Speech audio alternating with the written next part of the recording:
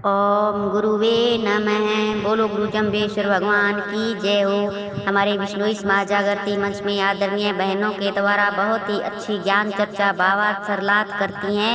हम सब मिलकर बहन गुरु महाराज की उत्तम वाणी शब्द वाणी के द्वारा हम रोज रात को लाइव 1.5 घंटे लगभग हर रोज शब्दों पर मंथन होता है। गुरु महाराज की वाणी पर अच्छे अच्छे विचार रखती हैं और विद्वान जन भी मंच पर उपस्थित होकर हमें शब्दों के माध्यम से सही शब्दों का अर्थ बताते हैं।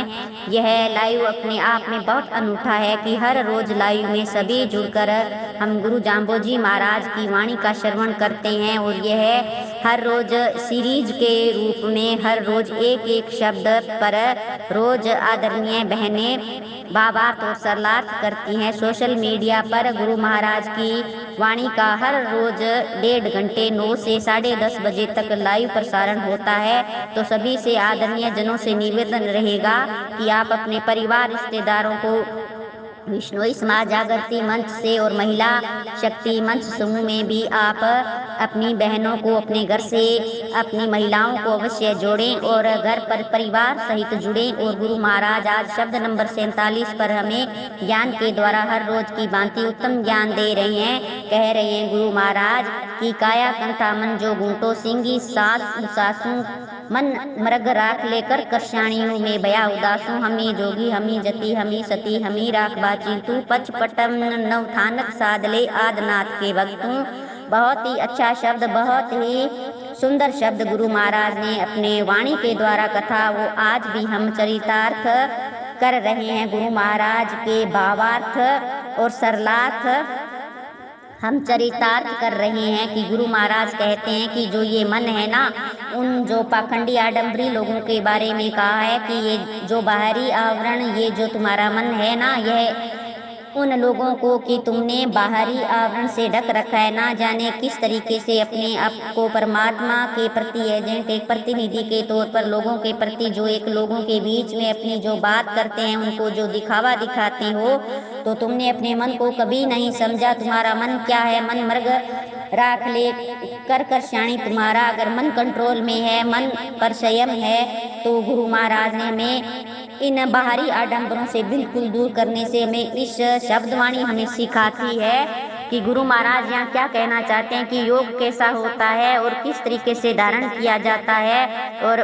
कैसे आपको यह सब प्राप्त होगा। तो ये सब गुरु महाराज ने अपने इस शब्द नंबर 47 में कहा है कि काया कंथा मन जो गुंटो सिंगी सासू सासू, यानी गुरु महाराज ने यहाँ वस्त्र की बनी हुई बात स्वरूप कंथा रखना योगी के लिए आवश्यक कर्म नहीं है। और गुरु महाराज ने गले में घूंटो, हाथ में सिंगी रखना बजाना, ये कोई आपका नित्य कर्म नहीं है। तो गुरु महाराज यहाँ कहते हैं कि तुम्हारा पंच भौतिक शरीर ही कंथा गुदरी जो आत्मा के रूप में, अपने आवरण के रूप में अपने आप को विद्यमान है ना, तथा तुम्हारा ये जो चंचल मन जब स्थिर हो जाएगा तो ये हृदय में घूंटा ही होगा।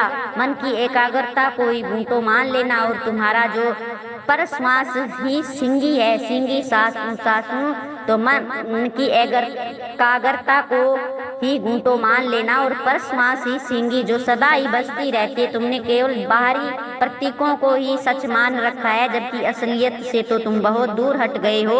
आगे गुरु महाराज कहते हैं मन मृग राख लेकर करशाणियों में बया उदासू। इस प्रकार से इन मन रूपी चंचल मृग से आपने अपने आप को, जो आपकी जो साधना रूपी खेती को जो रक्षा के लिए गुरु महाराज ने यहाँ उपाय बताया है कि आपकी जो कृषाणी जो खेती जो किसान करता है वो उत्तम खेती करके फल अच्छे प्राप्त करता है। उसी प्रकार से गुरु महाराज ने कहा कि आपको भी, आपके पास भी उपाय है कि तुम भी अपने योग रूपी फल जब आपका पक कर सामने आएगा, तो इसलिए गुरु महाराज ने यहाँ पर जो एक कहा है कि जो आंतरिक योग के चिन्हों को धारण कर लिया है, जिससे मैं बाहरी चिन्हों से उदासीन हो चुका हूँ। तो गुरु महाराज ने यहाँ अपने आप को यूं में भया उदासीन उदास हूँ। जो हम उदास और निराश होते हैं उससे संबंधित यह उदास हूँ शब्द नहीं है। गुरु महाराज ने यहाँ कहा कि आंतरिक जो योग के चिन्ह है वही मैंने धारण कर रखे हैं और बाहर के चिन्हों को मैंने छोड़ दिया, वो मुझ पर व्याप्त नहीं है, मैं उनको छोड़ चुका हूँ। और आगे गुरु महाराज कहते हैं कि आपको किस तरीके से बनना है, आप मेरे जैसे भी बन सकते हो।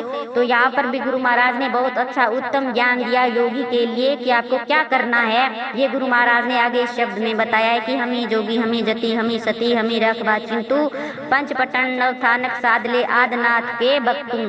तो यहाँ पर गुरु महाराज कहते हैं कि जो बाहरी चिन्हों को आपने छोड़ दिया, आंतरिक चिन्हों को आपने धारण कर लिया, तभी आप सच्चे योगी जो आपका सच्चा योगी होगा और वही पूर्ण यति होगा, वही सती तथा वही समाधिस्थ होकर जब ब्रह्म से उस परमात्मा से साक्षात्कार करने वाला होगा।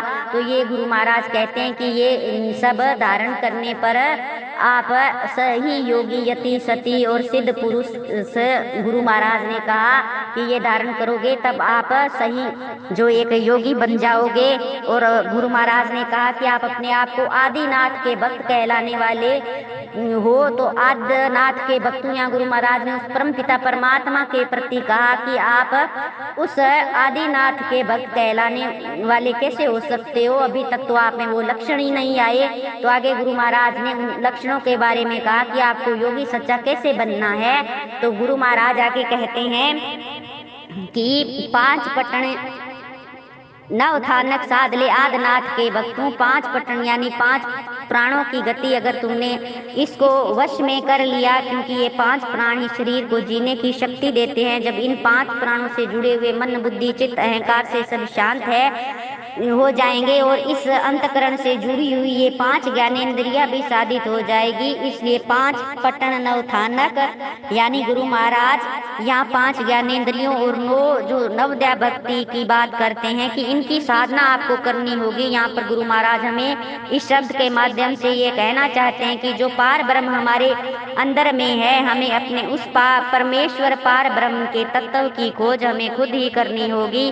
तो इस शब्द के माध्यम से बहुत सुंदर शब्द आज गुरु महाराज ने बहुत अच्छा ज्ञान हमें प्रदान किया शब्द नंबर 47 के माध्यम से। और बहुत सारी बहनों विद्वान जनों ने बहुत अच्छी आज व्याख्या की।